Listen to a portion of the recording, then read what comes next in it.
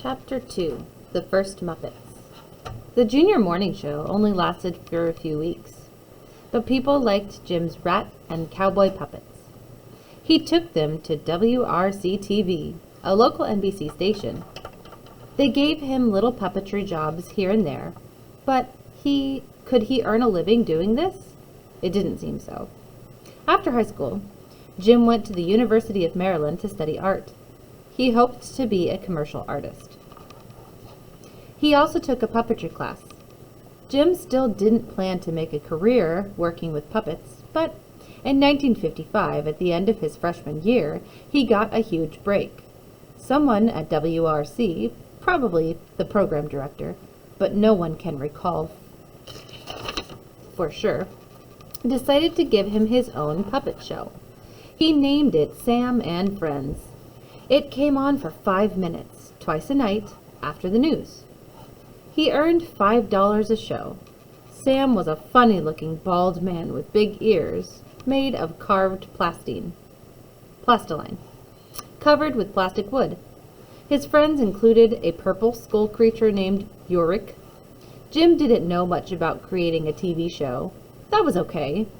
He got to figure out the best way to do things as he went along. He liked that.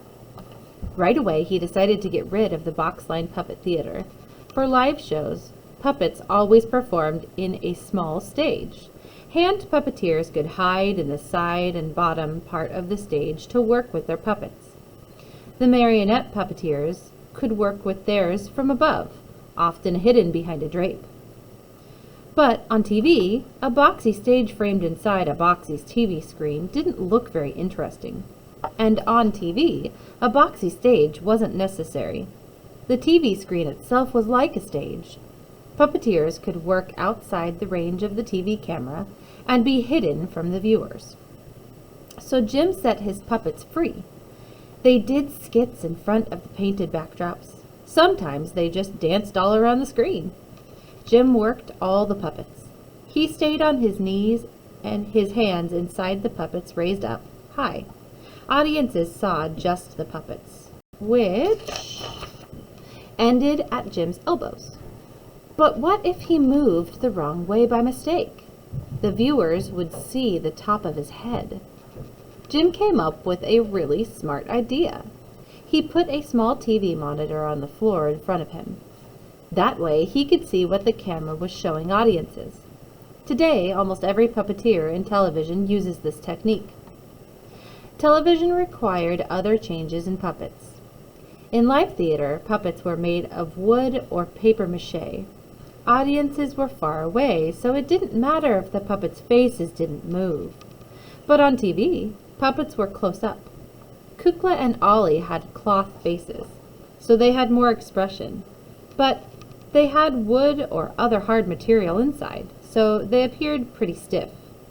Jim decided to make cloth puppets without stiff insides. With a twist of his fingers or wrist, he could make them smile or look surprised or angry. And he could make the puppets pretty fast and cheaply.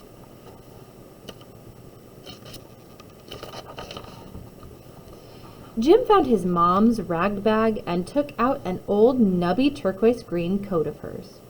He cut the cloth into the shape he wanted and sewed it into a puppet. He added some cardboard and felt for the mouth.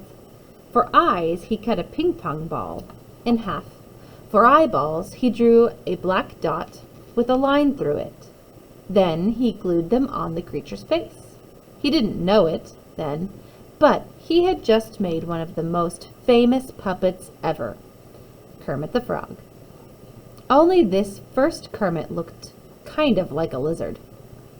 It was lucky his mom's coat was green, or Kermit might never have become a frog at all. Unlike most puppets, Jim's didn't look like real people or animals. Instead, he created oddball creatures that he called Muppets. He chose the name because it was a cross between marionette and puppet, and because he liked the sound. It was something new and different. Jim loved music and used it in his Muppet shows from the very beginning. On early shows, the Muppets didn't speak. Instead, they sang popular songs, They did wild dances and funny skits. In one of the very first musical numbers, Sam and Kermit, in a blonde wig, sang a love song called That Old Black Magic. Jim was always a little shy, but it was easy to show his silly side through his Muppets. Sam and Friends was weird. It was fresh. It was a hit. Walt Disney. Long before Jim's Kermit, there was another famous animal on TV, Mickey Mouse. Walt Disney is the man who created him. In 1928, Walt Disney's company made Steamboat Willie, one of the first cartoons with sound, starring Mickey Mouse and Minnie Mouse. Disney also made the first feature-length cartoon movie ever in 1937, Snow White and the Seven Dwarfs. Growing up, Jim Henson really liked Walt Disney's animated movies, Pinocchio, Fantasia, which were made in 1940, and Dumbo 1941. Walt Disney created other cartoon characters like Donald Duck and came up with other big ideas, like the Disneyland and Walt Disney World Resort theme parks.